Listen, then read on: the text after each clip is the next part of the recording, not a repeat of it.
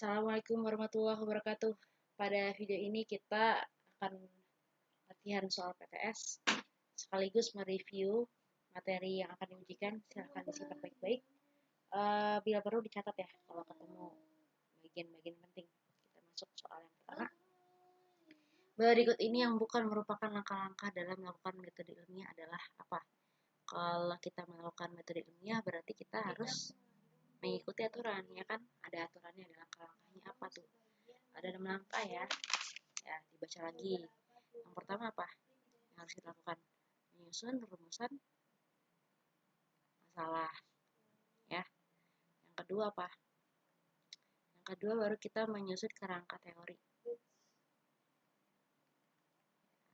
Terus yang ketiga apa? Kita menentukan hipotesis. Yang keempat, setelah kita punya hipotesis, kita bisa eksperimen. Bisa sekali, 2 kali, 3 kali, dan seterusnya. Yang kelima apa? Setelah kita eksperimen, kita menganalisa data. Kita menganalisis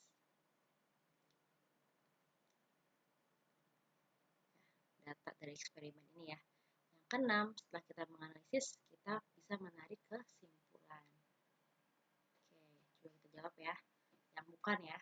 Menyusun hipotesis, ya. Merumuskan masalah, ya. Menganalisa data, ya. Mengamati objek, tidak ya. Tidak ada ya. Berarti jawabannya adalah D. Lanjut. Satuan dari besaran panjang. Nah, diingat lagi, besaran tuh ada, besaran ini dia ada 2 ya. Besaran ada 2. Apa aja tuh? Ada besaran pokok, ada besaran apa ya? Turunan ya. Nah, untuk besaran pokok dia ada berapa? Ada 7 ya. Ada 7 doang. Kayak massa, panjang, suhu, terus apa tuh? Jumlah zat, intensitas cahaya, ya. Ada kuota arus listrik. Oke, ada 7. Sedangkan selain 7 lagi, selain 7 ini, itu akan masuk ke besaran turunan seperti luas, volume, gaya, ya. Itu semua masuk ke turunan. Gitu. Nah, satuan itu apa? Kan yang tanya satuan ya. Satuan itu adalah nilai pembanding. Kalau misalnya nilai pembanding, kalau satuan sepanjang itu dia disepakatinya itu adalah meter ya.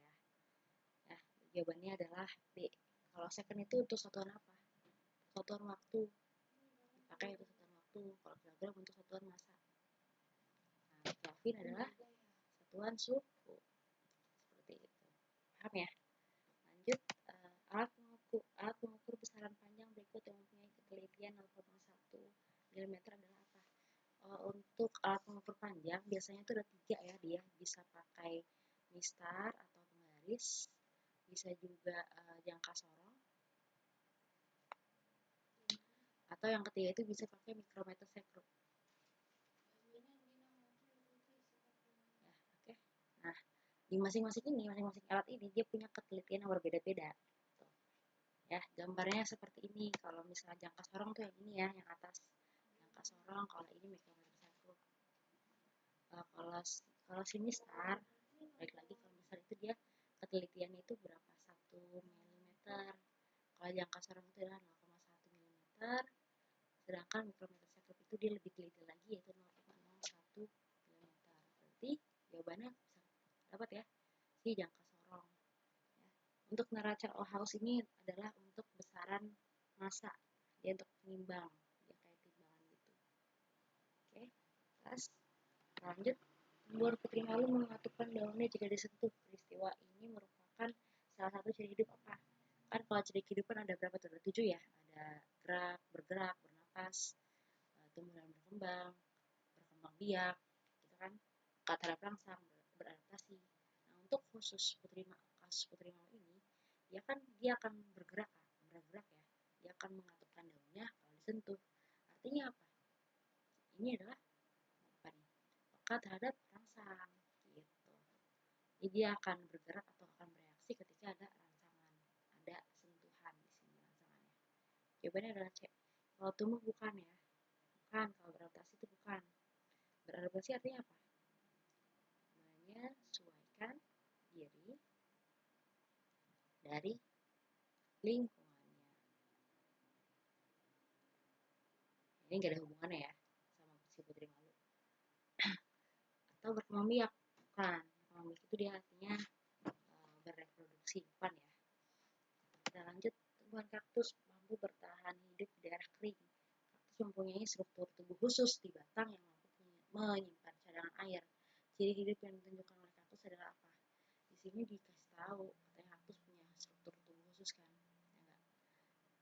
Nah, karena dia hidup di tempat kering, ya, artinya dia harus menyesuaikan diri dengan lingkungan di situ. Dengan cara apa? Dia punya batang yang bisa menyimpan cadangan air yang banyak, gitu. Ada duri juga. Duri yang ada di kaktus itu dia fungsinya untuk mencegah penguapan air yang banyak. Jadi meskipun di gurun itu jarang hujan, si kaktus nggak akan mati karena dia masih punya cadangan air yang banyak di dalam tubuhnya. Ini jelas ya jawabannya C. Dia menyesuaikan diri dengan lingkungannya. Ya. Lanjut, tingkatan tertinggi untuk makhluk hidup adalah, nah ini takson ya. Ya, tingkatan tertingginya kita bisa lihat dari ini diagram ini ya. Ini bisa dilihat nih paling tinggi apa? Kingdom. Ya, berarti jawabannya kingdom jelas. Karena apa? Karena si kingdom ini dia punya anggota yang paling banyak. Kamu bisa lihat ini, dia paling lebar kan di antara lain. Paling makin ke bawah dia makin sempit ya. Jadi bisa kelihatan nih si kingdom ini dia punya anggota yang paling banyak. Ya, dia tingkatan tertinggi. Ya. Yang di bawahnya ada filum atau divisi, kelas, ordo, famili, genus, sampai spesies dan ras. Seperti itu. Misal pertanyaan yang saya ganti, tingkatan terendahnya apa? Jawabannya adalah spesies. Kalau tidak spesies, kalau misalnya ada ras, kita pilih ras. Oke? Nah, lanjut. Makhluk hidup yang selnya tidak memiliki membran inti disebut apa? Ini lagi-lagi ini sudah pernah saya ulang-ulang bahas. Kalau yang tidak punya membran itu adalah prokaryotik ya. Kalau si eukaryotik dia punya membran inti.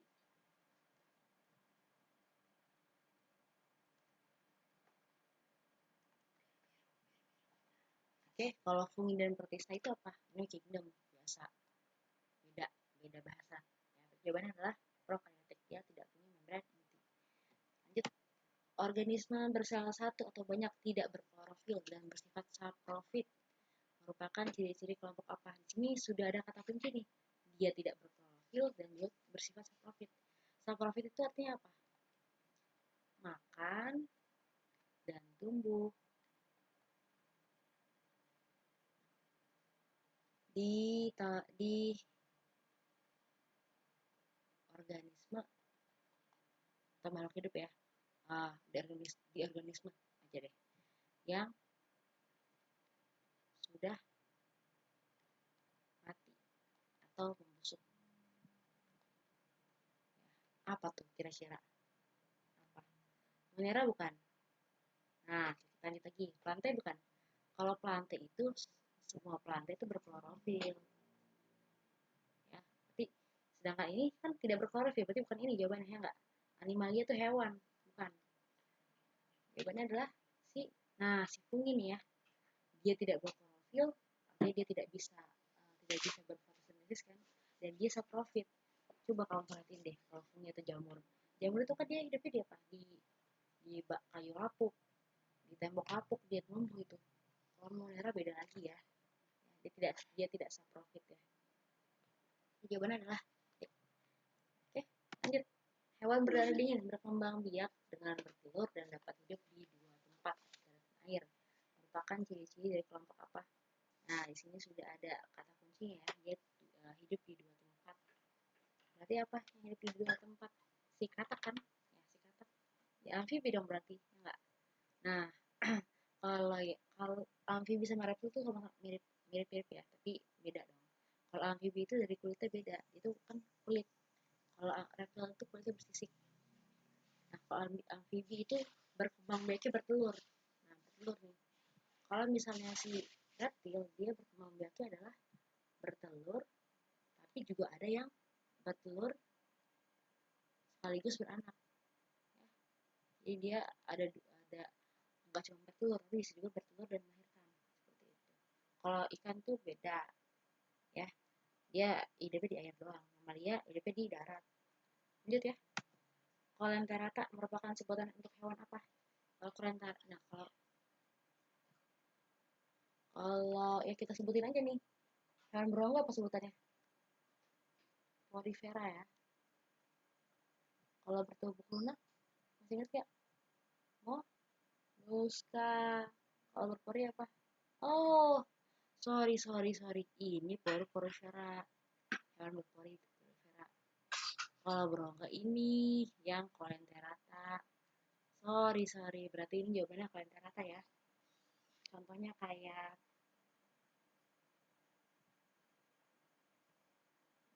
coelenterata ya. Kalau berkulit duri itu dia echinodermata dia sebutannya. Echinodermata. Oke, jelas ya. Lanjut, zat-zat yang tergolong unsur. Unsur itu apa sih? Unsur itu adalah yang tidak bisa dibagi lagi ya. Sudah yang paling sederhana. Tidak bisa dibagi lagi, jadi yang lebih sederhana. Apa gitu? Coba kita lihat pilihannya. Tembaga, emas, urea. Nah, urea ini senyawa, bukan unsur. Senyawa itu apa sih? Ingat gak senyawa apa? Senyawa itu adalah kumpulan yang terdiri dari dua unsur atau lebih. Bisa dua unsur, bisa 3, 4, dan seterusnya ya. Nah, urea ini dia bukan unsur, senyawa dia. Ya kan? B, barang, seng, garam. Nah, garam ini juga bukan unsur, dia udah senyawa. Yang C, gula, emas, oksigen. Nah, ini gula juga senyawa ya. Nah, berarti salah satunya adalah yang benar D. Yang berarti hidrogen, ya hidrogen itu unsur ya. Unsurnya H, aluminium itu Al. Kalau tembaga itu Cu. Nah, jelas ya ini unsur ya. Jadi jawabannya C. Jawabannya D. Lanjut, campuran yang tidak tercampur secara merata adalah campuran apa? Ya, ini tidak dapat. Kalau tidak dapat, sebutannya apa? Heterogen. Kalau homogen itu baru yang tidak, ya, baru homogen itu adalah yang bisa tercampur merata. Kalau heterogen ini tidak bisa tercampur secara merata. Contohnya adalah apa? Campuran air dengan pasir, ya. Dia kan nggak bisa tercampur tuh, ya. Atau apa tuh? Ya, dia tidak bisa campur air dan minyak. Ya, sorry ini jangan pasir deh, ini minyak deh, air dan minyak. Ya, dia tidak bisa tercampur secara merata. Seperti itu. Kalau homogen contohnya apa? Homogen itu yang bisa tercampur merata kayak air dengan garam atau air dengan sirup. Itu kan tercampur ya secara merata. Lanjut, selanjutnya peristiwa melelehnya lilin yang dibakar merupakan percobaan benda yang disebut ya lilin. Kita bayangin lilin gitu ya, lilin dibakar, kira-kira dia akan meleleh kan? Ya udah jelas, dari padat ke cair, berarti artinya mencair ya. Udah ini kalau menguap dari mana ke mana? Dari cair ke gas ya. Kalau embun dari mana? Dari gas ke cair. Kalau beku dari mana? Dari cair ke padat ya, seperti itu. Selanjutnya nih udah masuk uraian ya. Apa yang dimaksud dengan invertebrata? Berikan contoh hewannya. Kalau hewan itu ada berapa? Hewan itu ada dua kan? Ya enggak? Hewan itu ada dua, atau animalia ya, ada dua. Ada apa aja tuh? Ada yang namanya invertebrata ya, ada juga yang namanya apa? Vertebrata. Untuk invertebrata apa tuh? Pengertiannya adalah untuk hewan, atau jangan hewan deh, kurang tepat. Jangan hewan, tapi harusnya kelompok hewan.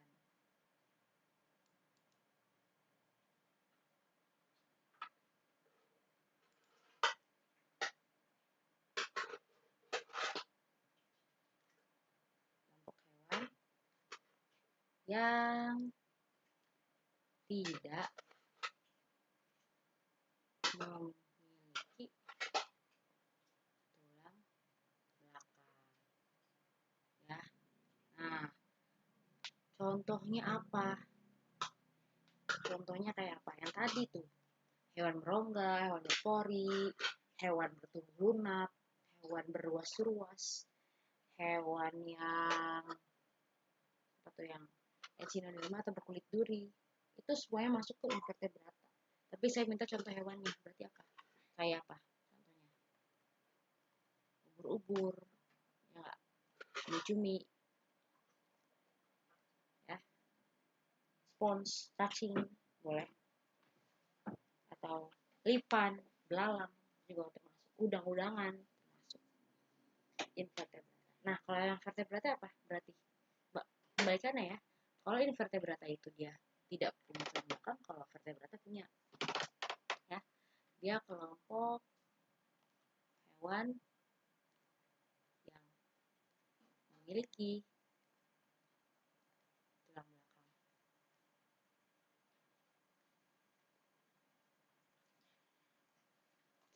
Oke, contohnya apa? Contohnya apa kan dia vertebrata kan dibagi lagi ya, kelasnya ada 5 ya. Ada Pisces atau ikan, ada Aves atau burung, ada reptil, amfibi, dan satu lagi apa? Ikan, burung, reptil, amfibi, dan mamalia ya. Ada 5 kelas ya. Tapi saya minta contohnya berarti. Kalau contohnya gimana? Kalau saya minta contoh hewannya, ya berarti ikan boleh, atau burung, atau katak, buaya boleh. Buaya kan dari reptil ya. Terus apa lagi? Kucing, kambing, sapi, itu dari mamalia ya, atau hewan yang menyusui. Seperti itu. Ada ya, banyak, ada banyak. Oke, mungkin segitu aja. Ada lagi nggak sih? Oh, ada lagi. Soal terakhir. Di sini ada soal terakhir, jelaskan perubahan wujud benda. Jadi sudah sekilas dibahas ya, menguap itu apa? Kamu tapi di sini harus tulis yang jelas gitu, harus tulis yang pengertian yang jelas. Gitu. Kan saya minta jelaskan kan, berarti harus jelas-jelasnya kalian tulis gitu. Menguap adalah berarti apa jawabnya? Perubahan wujud benda dari cair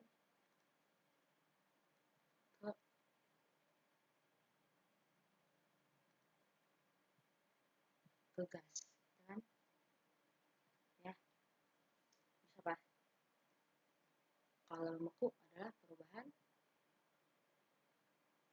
wujud zat, wujud benda sorry, dari padat dari cair ya, sorry, dari cair ke padat seperti itu. Kalau menyublim apa? Perubahan wujud zat, wujud benda dari apa nih? Dari padat ke gas, ya, kayak kamper seperti itu. Kalau membeku kayak air yang dibekukan ya. Kalau menguap kayak air yang mendidih seperti itu. Dan mungkin sampai sini aja dulu. Silakan belajar lagi. Boleh bertanya kalau misalnya ada yang nggak paham. Saya tutup ya. Kurang lebih mohon maaf. Wassalamualaikum warahmatullahi wabarakatuh.